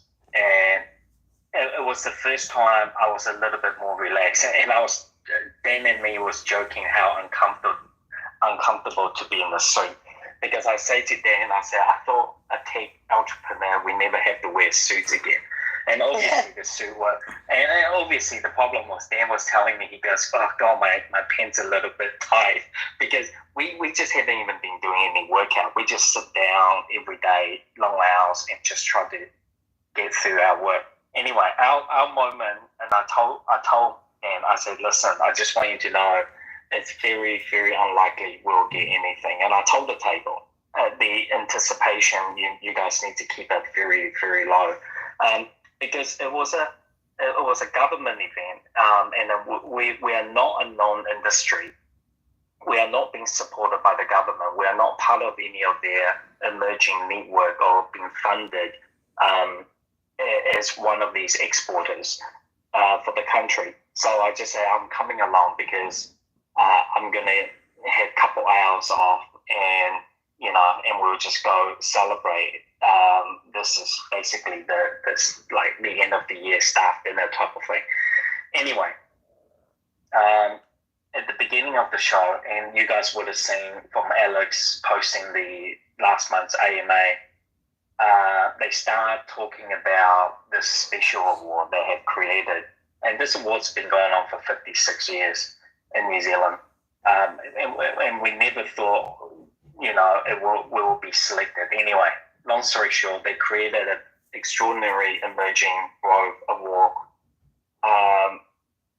Agreed, Blue Storm. Yeah, it was that moment I knew we got recognized. And then shortly after the award, I just went back home and I started working again. It wasn't even really a night off. You pat yourself in the back and you realize that you have to get back to what you're doing, because in this business we are, if you blink and you snooze, you're going to lose. Simple as that. Yep. Or as I would say, you're going to get slaughtered. So before I kick it out to, I want to give, some people who have really given a lot and are really excited to maybe ask a question or two. But I just want to, my final question before I kick it over to On My Way and introduce two other people that really support the project. I would be remiss if I didn't at least try. So, oh God. Al, in a recent article done by Inc., there was I read it multiple times, and there was one paragraph that I just kept rereading, and I'm hoping one of you might provide just a little clarity on it for me. So it reads, I needed Yu-Gi-Oh, says Kahn today. Just why he needed it, however, is the center of a complicated series of events that even now Kahn is cagey about narrating in detail. He feels, and here's the key line, that it would risk pissing off the Japanese who run Pokemon, with whom he hopes Jesus, to do Lori. business still. Suffice it to say, and that's we'll just give us strength. We'll just end it here. So,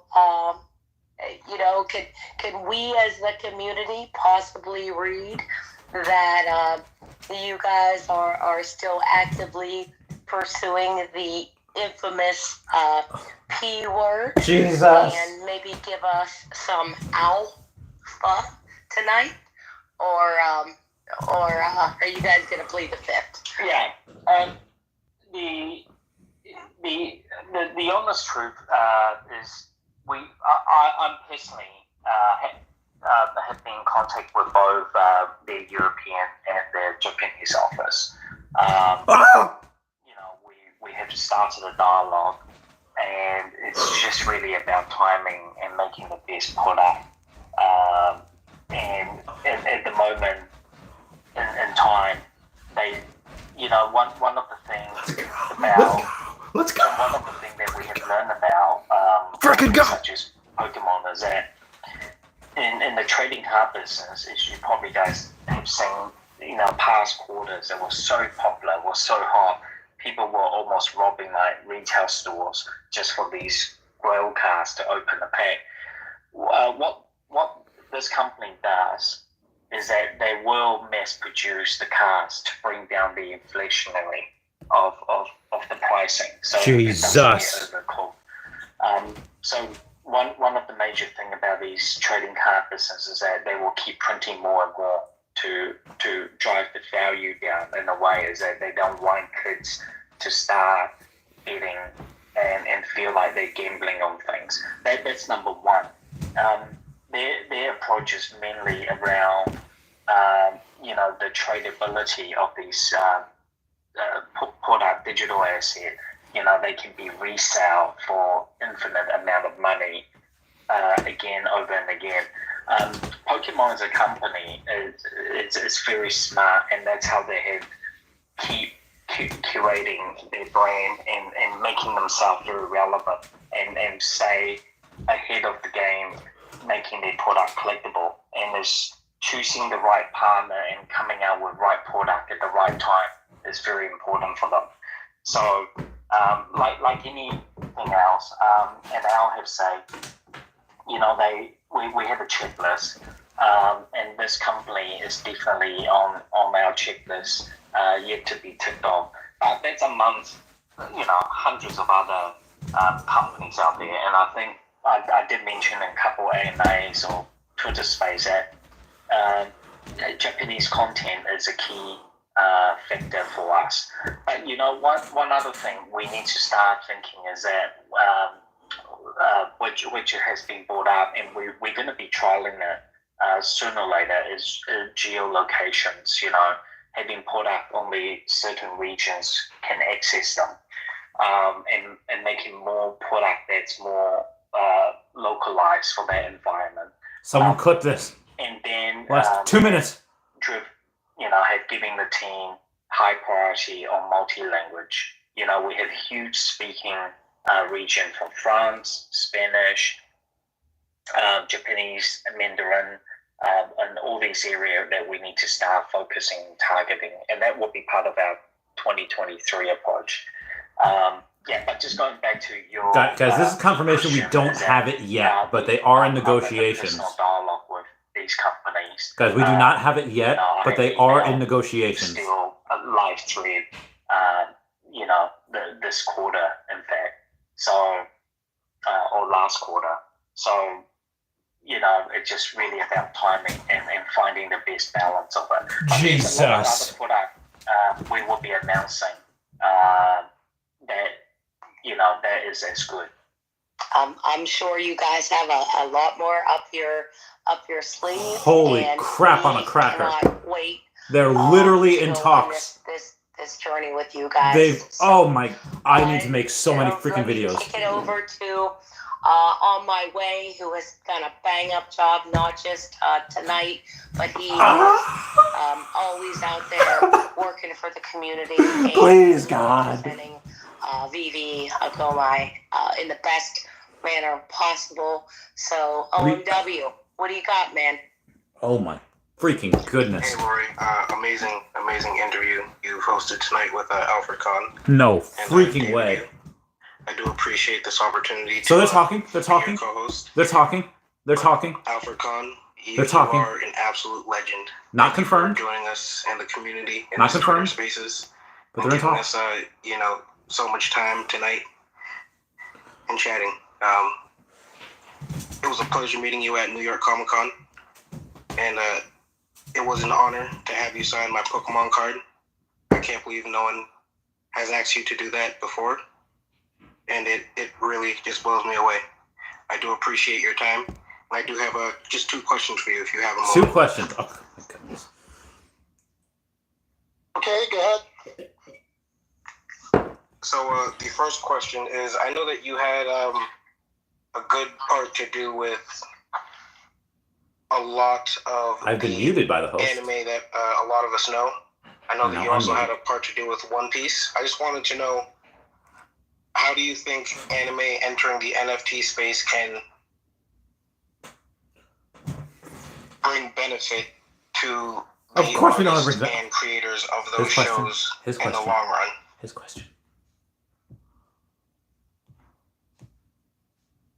I think you've seen from what's happening now with obviously the artists being combined with the IP, right? You've seen it now with David and Dan have done a lot of these things where you have famous artists who are now designing different NFT type products using the intellectual property but putting their own spin on it. I need more OMI. Their art. I think that's certainly what the fudge is OMI doing right now? Certainly it's probably the most popular form of entertainment to certain age groups now in this world. It's amazing. I can't this is a big bet. Before we did Pokemon, no one had ever seen it really. This is a big bet in this country. So I think that there's a huge opportunity for that, especially when you combine the talents of if we get Pokemon with the intellectual property that the animes have. So yeah, I think there's an opportunity there. I think certainly David is aware of it. Heckin' way. I know. I'm bringing in a new show now from China, which is another whole story that will be on the air in January, and that is it's not anime because anime by its definition is from Japan, but it is it's another form of animation that we think is going to be very, very exciting to people outside of China. So I think your question, I think the answer is absolutely, and I think David is certainly aware of it, and certainly he's always been a benefactor to artists. We believe strongly that artists are critical in terms of the success of a lot of different things. I know that the gentleman that did Yu-Gi-Oh just passed away. A couple of months ago, he was drowned while he was swimming. And I knew him pretty well. The guy that created Yu-Gi-Oh and wrote the manga and everything else. And I was heartbroken to hear that he had died. And I sent him a letter, only by OMI Blue X Storm, not financial advice. To him. What's up, Justin? But these artists What's up, are Raven? crazy, and they develop these story Nero arcs. Han, These story not arcs are very confirmed, not confirmed. complicated. What's up, OMI They Panda? constantly have to reinventing the story. This is recorded. So, this is David's You did wear the jacket. aware of that. I mean, a lot of the people that he deals with are artists, and that Blue Storm, in some don't go in the cases shower. they're using some other material, Justin? source material, to create new What's up, Raven? variations of the thing. Kenny? Yeah, thanks, Al. Vivi Dell, we're not sure yet. Just to elaborate We're not sure yet. A little bit further. Bill Gardner, we're not sure yet. A strong believer if Yes, you Kenny. have good, great talent on Veve, Mints are very low. you're going to do well. And it's something that I want to Correct, Nero Han. really emphasize. Correct, Nero Han. Next year, even later on this year, when you guys Nero Han, come oh, we didn't know. to celebrate all the artists coming to DesignerCon. There's one particular example. There's an artist, manga anime artist, and she lives in Japan, and by the artist named Peach Momoko. And the reason why I brought it up so much recently is that she's a Japanese Gabriel artist, drew in? but enjoying the Picture of that. interpretation of what a Marvel character will look like in a Japanese manga style. So we're starting to see a lot of these brands are now understanding that the culture aspect and also the cross back and forward. And just going back to the question you asked earlier, One Piece or the Rusho and all these, yeah, they are as important. And it's really about the West and the East culture mixed together. And we're trying to find a fine balance in Veve. When is the best time to introduce these characters in? Because I think we have done that, demonstrate some of them with Ultraman, for example, and I do believe we will have. I know I'm going to trip myself up, and Alex is on the call, so I'm just going to. No one else. Take a second. Go ahead. I'm going to take a second. Well, I just saw there's like 500 people online, so I'm going to. It is very important. So we will be announcing some new partnership with Japanese companies in coming month. Yeah, you guys will love it. Before the end of the year? Well, thank you very much. There's got to be Dragon Ball Z, because they did not confirm Pokemon. They did not. I just want to bring up, let Randy jump in, and if we have some time, we'll come back. But we have up on stage with us two of our hardest working content creators, YouTubers. 100 million cell walls, nothing. Chavez up here, and we have Sean from Less than $250,000. Crypto guys. Welcome to the stage. Thank you very much, Mr. Chavez. The floor is yours. Thank you so much for having me up here, and thank you guys, David, you, Alfred Kahn, for being here.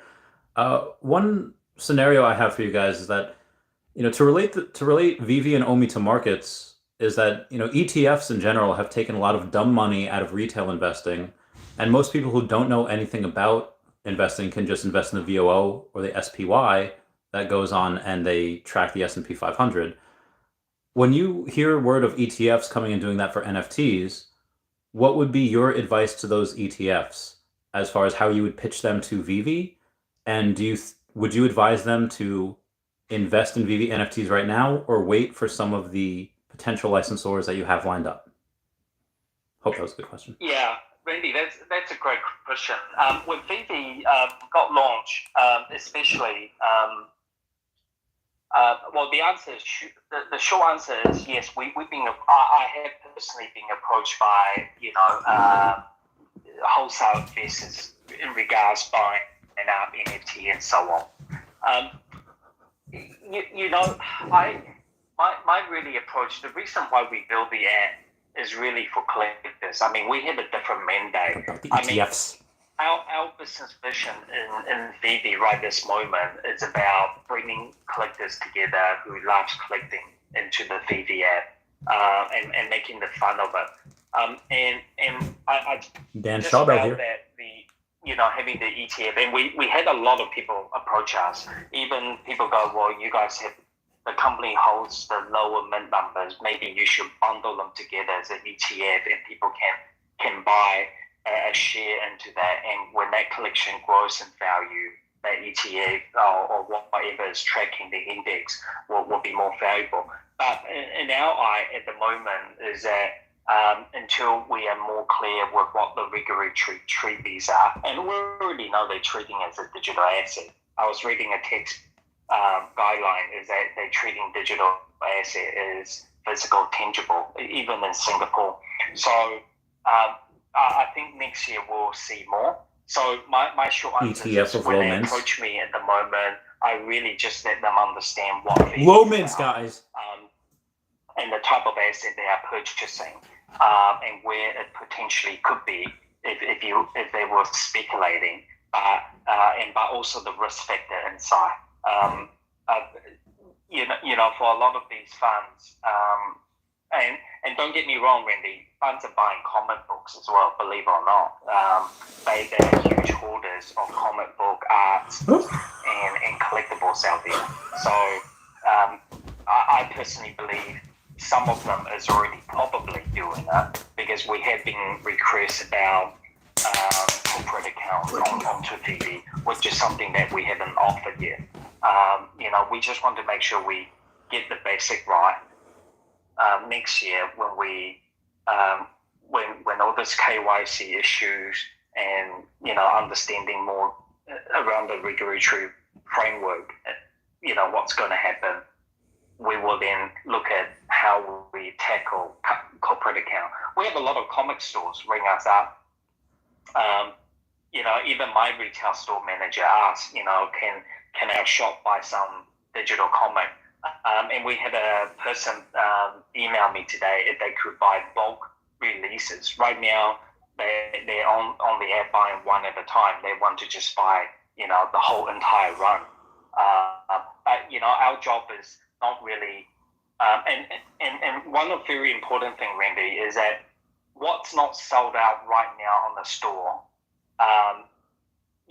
There's people out there who is willing to buy the whole bulk of it, off us, or a good portion of it. But we don't want them to market that. The point is, we want these collectibles to go to the right homes and the right users' account and have fun with it. Thank you so much for that answer. That was very detailed. Just a follow-up, you yourself and other people have mentioned music and sports, and you yourself mentioned art. What other vertical are you most bullish on, whether it be anime, sports, etc.?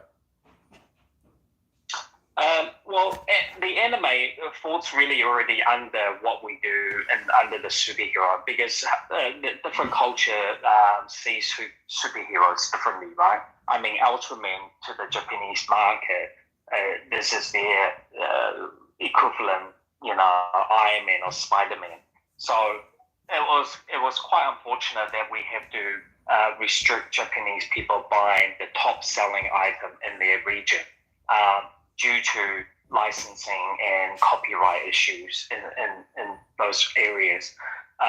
But other major pillars that we are really going to be putting a lot of time, effort in is, number one, our artist program. And a lot of you guys have purchased some of the most amazing artist artwork in NFT, and these are their first few of the NFTs. That was a very successful program that's been running. A major pillar is music, which is something I really believe that anything that's entertainment and brings people together is a key factor. So music is a big one. Gaming is a big one. And the other one is sports. Part of our journey to the US in coming week I might is to never talk mind. to But sports. partners who's doing great in sports. You're welcome. And I also need to just let our audience understand is that for Veve is about timing. I don't think we're going to do everything correct. I don't think we should rush into doing everything, because at the end of the day, if you try to do everything, you end up with nothing. So we try to have a category and own that category well, do it well enough. And we also don't want to do a rinse and repeat. We don't really just want a music for the sake of having that. We want to make that experiment join together, whether it's going to be part of the Feesh or the metaverse side of it, or part of some NFT on the utility function. And we'll bring more and more of these out in our coming up AMA. As I mentioned, talked about, is that the parcel that Veve is putting together is almost like a blank canvas. We are almost drawing things and being creative as we go. A good part of my day, a couple hours a day, I do sit down and I do research and I realize what people want. And I see all the fans letters, I see all the messages. I try to reply as many as I can, but there's just way too many. So I kind of got a feeling what people want from us. And we just hope people can be a little bit more patient with what we have coming. I'm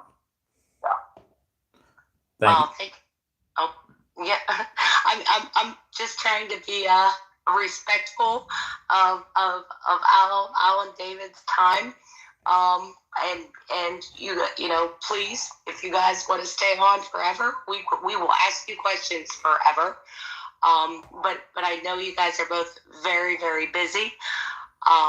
And before we get into any more questions, I'm definitely going to give you guys the opportunity to exit stage left. But before I do that, I want to give just give a thank you to both of you. Al, you are the reason that so many of us came into this project, and we talk about you all the time. We love you. This community will welcome you with open arms. Anywhere, anytime, you are welcome. And I will say this with confidence, to be on any YouTube, to be on any Twitter space you would like. And in the spirit of art and decon coming out, Mr. Ali Sabet, probably one of the most prolific modern day artists, and a true lover of the Japanese culture and the brushes, has created the Uyami collection, 01 Veve fan, just specifically to commemorate what we've done, what you guys have done on this project. And Hi, I'm sorry, I just lost your connection. Can you hear me? yeah, absolutely. Go ahead. Yes. Hello? Yes, we got you. Can you hear us? Hey, Al, can you hear Lori? Yeah, I can't hear Lori. I was trying to hear you. I don't Okay. hear Lori. No worries. She'll be back in a minute. She just got Cell walls will be demolished when you got me OUP comes now? out. She's just curious if you can hear her. On my I way, can't. could you please convey to him that we have Tagged purchased sometime the soon. Sabet What's up, Obi-Wan for Kenobi? him, number 7. Tags will come to out soon. commemorate, Next the week. 7th company. It's going to be in the top 10. And number 8 for Mr. Yu, since that is Yeah, I don't know his what's favorite can you hear me, number. Sean? No way. Thank you so much. So looking forward to it. I think your internet is breaking out. That's why. Yes, that's what it is. Yeah, thank you, David. Let me say one thing. Lori, thank you so much. It was really a pleasure to talk to you and your wonderful community. And David, thank you for Tags is on the joining phone. us. And I hope we will do this again sometime. And I will Oh, is he gone? certainly be anxious to continue the dialogue. And hope that we can continue to grow Veve into what it should be. Al, no, So don't with go. that, I'm going to have to say good night. Oh, good night, Al. For Kahn, thank you for stopping by. I just wanted to let you know that the Queen says thank you so much. And we did have something made up for you. She does have a gift. It is pinned up to the top. It may just take a moment to load, but it is from a wonderful artist, Sabet. If you do have a MetaMask, she will be more than happy to send that over your way. And we can definitely arrange that for another time. If you do have to go, we completely understand. Thank you for your time.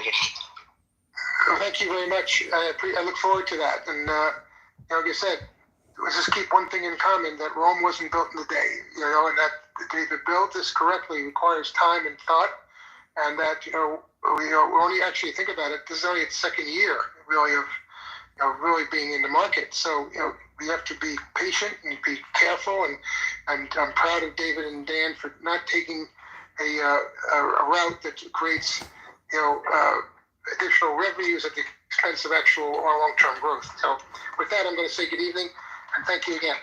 Good night. Thank you, Al. We love you, Al.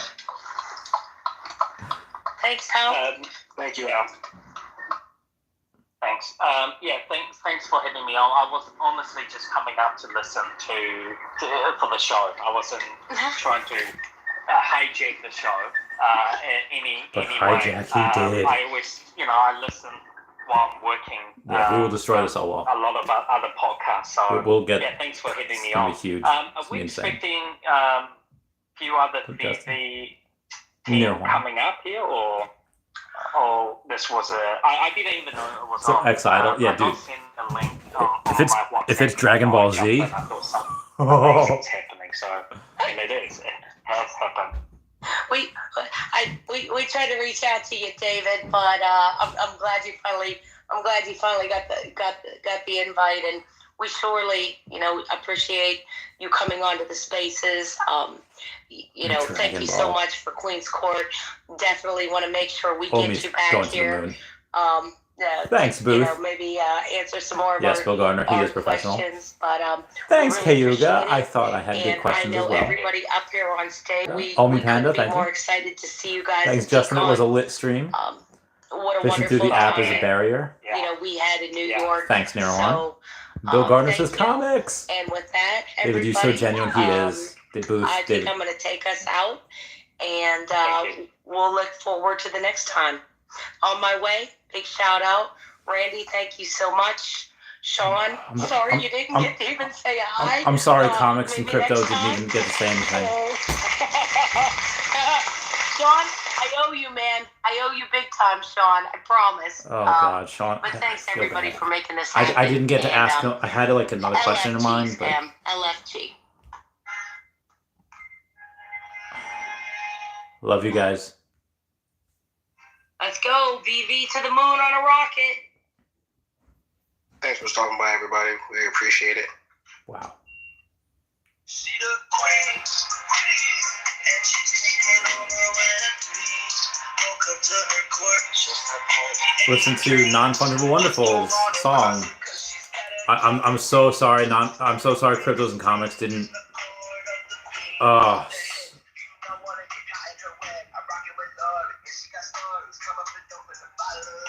I gotta message him. I'm so sorry I didn't get to ask anything. Didn't think they'd leave so soon. But oh my God, Lori with that question that they just like Jesus. All right, so David left. Alcon's about to leave. I did tell him I love them. David, you're so chill. What's up, Stacy Langley? How's it going? Tell them I love them. I can't. They're gone. So they're gonna have video game skins as drops. They probably won't. 2035, $10 OMI. That is possible. I did say it would be in the 2030s, maybe 2040, but yeah, it's possible. No Christmas gift for my family. Only by OMI. Agreed. Yeah, this. Jesus, this. God, OMI's gonna go to. Guys, I'm not. I'll tell you all this. This is a little alpha. With that I didn't share before. You know, I'm a little tipsy now. I'll tell you. The NFTs. Oh, okay. They're gone. The space has ended, guys. There is there are whales that took a look at my investment of a little over $500,000, and they laughed at it. They laughed at it. They're like, that's nothing. And there's multiple people when that have gone and said, like, yeah, we're going to invest multiple times that each. It's, God, this is insane. Like, Jesus. David Sauer being bullied, your vision is go with it. Yeah, he should. So accidentally pressing sell OMI Bitforex. I'm so curious to see what the OMI, like, there's 500 something people there. There's no way that is just that none of them's gonna buy OMI. Raven says this is like Randy reaction video now. Thunder on Duck and Kuva says long-term growth agreed. Sut Rowan Kenobi does chaos. Says they have probably been in talks since the beginning. Goes to show how persistent and Dave and Dan were to get Disney. Yeah, we're up 1.17% right now. Big Oz is great. Thanks, Randy. Cheers, mate. Booth says to the moon. Gabriel Jones says that was crazy. Have I told you lately? Buy more OMI, fudge it. Yeah, I gotta buy more. VVDL says great questions. Thank you. Booth says the stream was awesome. Thank you. OMI Panda says, hey, one of my friends is here. Say hi, Bear. LOL. Thanks. Hi, Bear. Hi, Bear. Bear to the moon. Let's get this, brother. Sorry. Hi, Bear. Booth says, laugh when we're down. True underdog story. Yeah, makes sense. Boo says, don't listen to FUD, Randy. You got your head on straight, bro. Yeah, so it's not like I had, 8 figures to my name and I only invested 500,000. I only had 500 something thousand to my name and I invested all of it. That's it.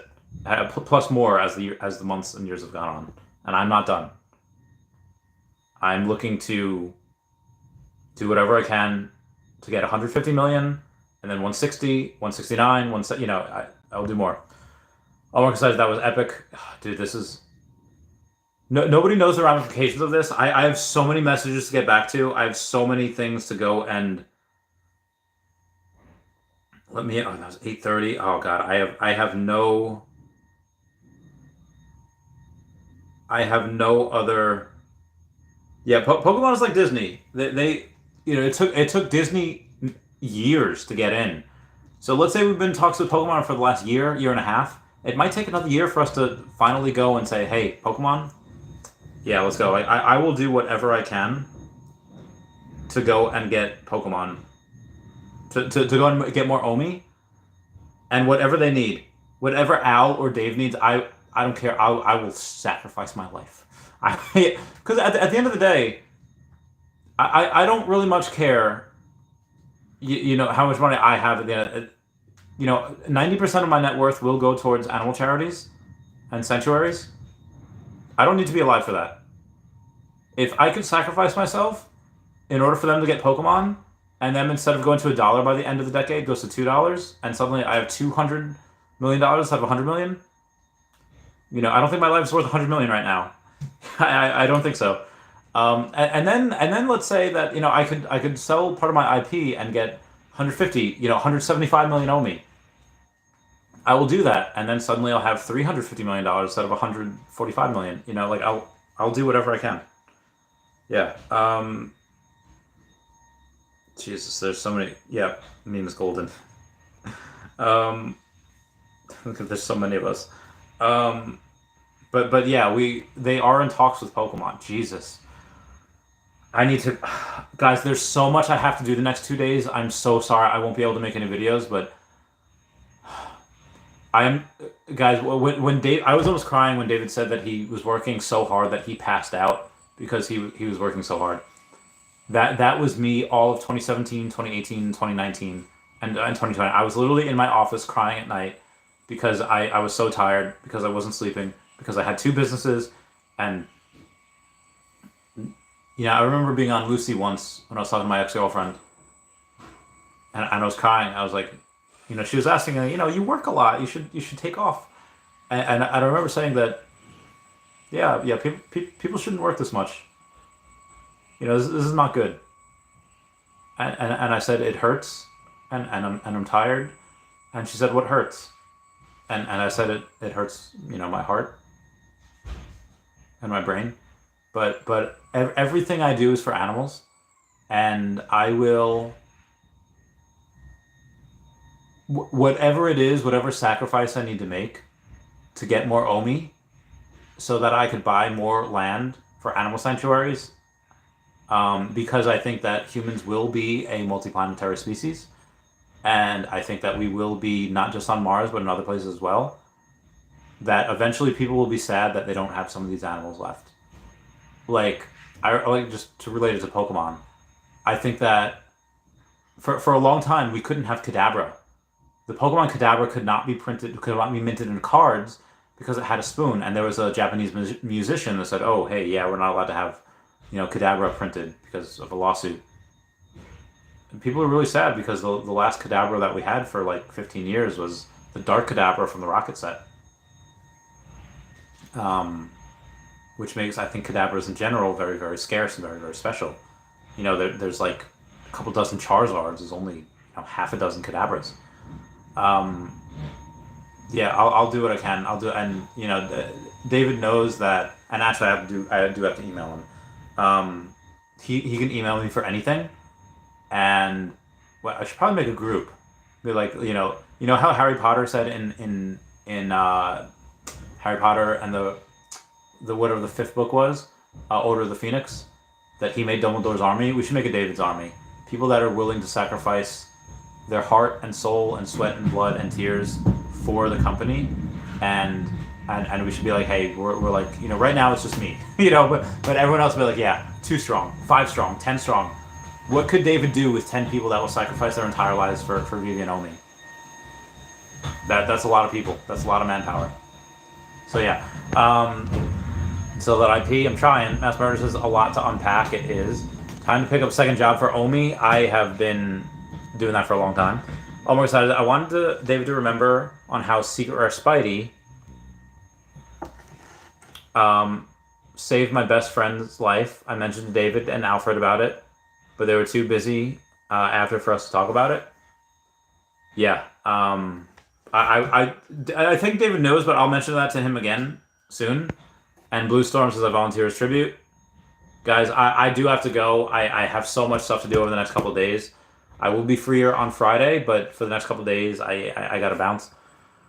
Comment, like, and subscribe. Comments are good for the YouTube algorithm. Everyone say bye-bye to Dashi. Bye-bye, Dashi. I love you guys. I do. I have so much to do. I will not sleep a ton these next 48 hours. I have a ton to do, but I love you all. Thank you for being here. I'll try to make videos if I can. We're 300. David, you and I was like to them at New York Comic Con to make sure that they got their places safe. Love you all. Thank you. I love you guys. Bye. Meow, meow, meow, meow, meow, meow, meow.